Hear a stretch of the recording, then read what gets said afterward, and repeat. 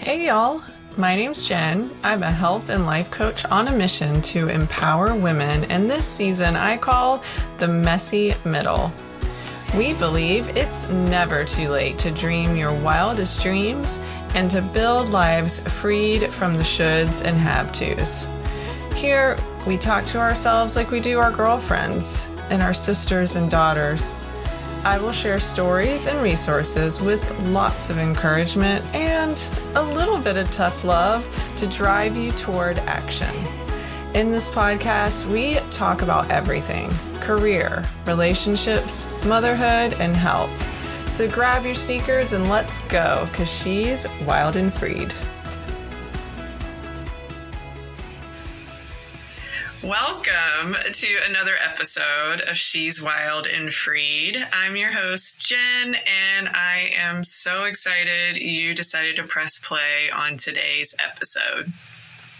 Previously on our seasons episode, so this is part 2, I decided to talk about seasons again because I just love the changes of seasons. So you have to go way back. You got to go all the way back to one of the first episodes I recorded about seasons, where we talked about the autumn equinox and my love of all things fall.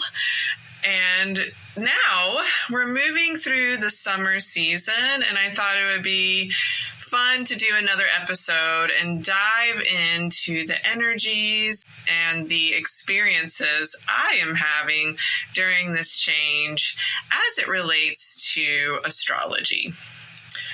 Let me say first, I am not an astrologer, and what I know is either through what I've heard, what I've read, and through my own experiences.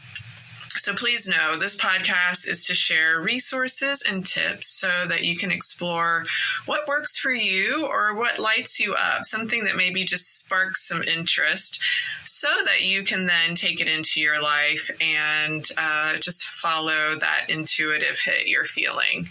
But this is solely based on my experiences and opinions.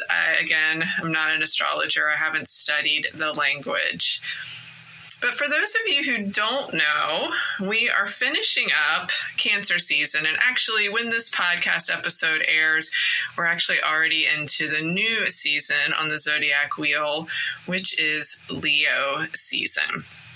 Cancer is represented by the crab and is a water sign. I'm a Cancer, sun and moon, and more about that in a little bit. And I didn't really know much about my horoscope or what it meant for a long time. And honestly, being brought up in a pretty religious household, the horoscope was mostly a fun thing that I read in the Sunday newspaper. But over the last few years, I've been drawn to the practice and language of astrology. I feel deeply connected to the moon and its cycle, and I'm exploring more about how the planets, the stars, interact with one another. This, again, is a hobby and something that just interests me, but I certainly have noticed as I attune to the energies around me, how it all is interconnected and intertwines with us on this earthly life we're living. Along with the seasons ruled by the cosmos or calendar, however you look at them, I'm also in a new season of life and really diving deeply into who I am really. I don't know if you can relate to this, but I'm realizing I spent most of my life trying to be what I thought others needed me to be. I was playing a part in my life, not the leading part, but the best friend who was always there no matter what for her people. We see this a lot in sitcoms and movies, and this is something I've said even to my girls recently as we reflected on shows we watched together when they were younger, specifically Disney shows, Wizards of Waverly Place and Hannah Montana. If you know, you know. And the main character, played by Selena Gomez and Miley Cyrus, respectively, would only think of herself in the 20-minute show that we would watch and act and say whatever she felt like, sometimes treating her best friend like crap, saying or doing whatever she felt like. And at the end of the show, magically, all was forgiven, even though the best friend had been ignored or pushed aside. She was always there for the main character. And that's been me, the best friend, the supporting actor in my own freaking life. It's frustrating because I thought that that was the role that I was supposed to play. I thought that it's where my strengths are. I'm a supporter. I do for others. And it doesn't matter if I don't want to do something or if that thing doesn't really align with me and my needs, wants, and beliefs. I still support and I do for others. And let me be clear, I am a supporter and my path is to do for others. But I'm also learning in this self-discovery process and new season that my thoughts, feelings, and needs also matter. It's not a situation where they get what they want and need and I don't. It's a both and situation. Sometimes my needs and wants are met when others' needs and wants are not met, or sometimes there's compromise in there. Saying no and really meaning it is a complete sentence and totally normal. So I know me saying that is not news to probably any of you listening in. We hear this a lot. You can say no. No means no. We heard that growing up, or at least I did. But it's taken me a long time in this deep process of going inward to understand that not only is it okay to say no, I shouldn't feel bad about it. It is normal to say no to things. And through this process, I really am truly believing that my needs matter and that I matter. I didn't know that for a long time. When someone would ask for something or want me to do something either for them or with them, I would squirm when asked. And I'd say things like, I guess so, or sure, or well, I was doing this other thing, but no, it's fine. What do you need? I think about a previous episode I recorded too, which was talking about that other F word, fine. I've said that a lot in my 47 years, maybe not in those early years, but I've said that a lot where it's fine. No, what did you need, or what can I do? All of this because I didn't want to disappoint the other person. I didn't want to let them down. They are important, and what they want and need is important. And some would call this phenomenon people pleasing. And if you listen to my podcast, I assume you probably listen to others in the personal development place. And a lot of folks talk about this phenomena, this situation a lot of us have been in our lives of people pleasing. And I am certainly recovering from it. I have had that. I've had it bad. And although this is not specifically a gender thing, I come from the perspective of being brought up as a girl and was taught directly and indirectly to be this way. And maybe some of you can relate to this, maybe you specifically. I saw it modeled for me. Or I was told that I should be a good girl. Don't take up space. Be in the background. Don't raise your voice. Don't speak up. Be polite. Stay out of the way. I'd even get that feeling of folks being like, yeah, that's cute, but it's not important. I also, along those lines, would sometimes feel like I was getting patted on the head. This is more figuratively than literally being patted on the head, but, aw, that's so cute. And then I would be pushed aside for the adults or the important people to talk. And this wasn't just part of my childhood or part of my upbringing. This was in corporate settings too.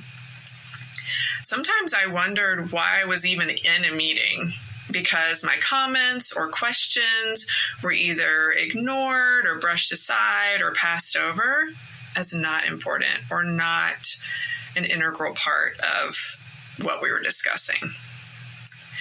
And for a long time, I thought that's just how it is. I don't have important things to say, or I'm here to support everyone else. I felt small, insignificant, less than. All of this to say, I'm learning to say no. I'm learning to prioritize my needs and wants. And I'm learning to actually feel like my needs and wants are okay. They're more than okay. I deserve them. I'm learning to set boundaries. I'm learning every day. In this podcast, I share what I'm learning and the things I'm doing to help me in my journey, with the intention of sparking an aha moment in you for you to carry it within your own path. If you've been listening to the podcast for a while, you may start hearing a theme of things that I talk about or things that I'm doing. I tell similar stories. I share tactical actions for you to take to assist you in your journey. And the reason why I do that is that I've learned that personally, I may hear something many, many times. And then, in the right moment, something is said, and maybe it's the 30th time I've heard it, but that time lights a fire in me. And I go do something. I take action. It's brought that moment to me where I'm like, yes, that is what I want to do, or how I want to feel, or where I'm going to go. So maybe this time you will take action with some of the stories that I share. And if you're new here, hi, welcome to the community. I'm just so grateful that you decided to press play and see what this podcast is all about. I hope you're enjoying it. I started this podcast episode out with talking about Cancer season. If you're curious about your own sign, or even what is in your chart, maybe you've heard that when you've heard other podcasts or read it in a magazine, you know, your natal chart. What I ended up doing was just going to a place that offers a free free natal chart. You have to enter some details in there. And it's really interesting because previously I had read horoscopes in magazines or online, and I didn't actually realize it's not just your sun sign, the month and day you were born, that you look at when you look at astrology. There's actually 3 signs that you want to attune to. It's your sun. So again, I was born in July. I'm a Cancer. That's my sun sign. But also looking at your moon and rising signs. If you don't know what the heck I'm talking about, no worries. There will be something for you in this episode. Again, I talked about this at the beginning. I don't know a lot about this either. I'm researching and learning along the way, but it's definitely an interesting topic that I'm diving more deeply into. So if you're curious, definitely check out some of those free resources that are out there. What's been interesting for me as I learn about astrology is how the energy in the universe can affect us as we tune into them. Energy is all around us. Even if you think astrology is woo-woo or it's just not something you're interested in, it's hard to deny that there's not energy around us. We feel hot and cold. We sense someone behind us in line, even if we didn't actually hear or see them come up behind us. We know that some foods give us energy and some zaps us of energy, or maybe it gives us a quick burst of energy, but then we feel that crash.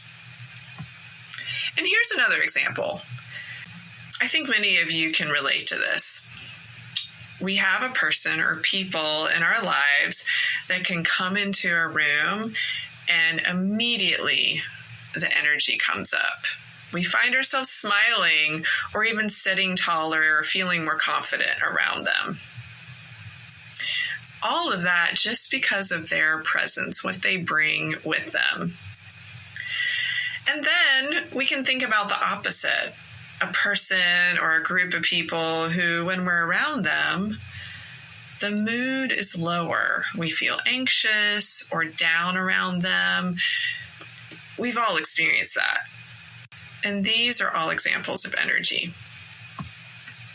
In this Cancer season, we tapped into some of the feminine energies. So yes, we have feminine and masculine energies. We all have them. It's not a gender-specific thing, not assigned to a gender.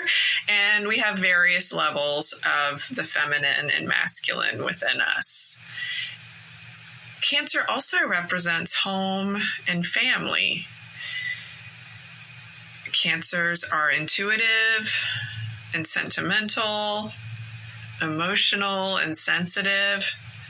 And it's a time during that season to pull inward, kind of like a crab pulling into its shell. So I mentioned before, crab is a symbol for Cancer. So you can kind of imagine the crab comes out, but then it comes back in. Starting with the summer solstice, Cancer goes from that time to July 21st. It's a beautiful time of year. It's a time where many of us are having a summer break, and especially if we have children who are out of school during that time, we go on vacations. In the U.S., we celebrate Independence Day on the 4th of July. The temperatures are rising, and we experience heat waves in many parts of the U.S.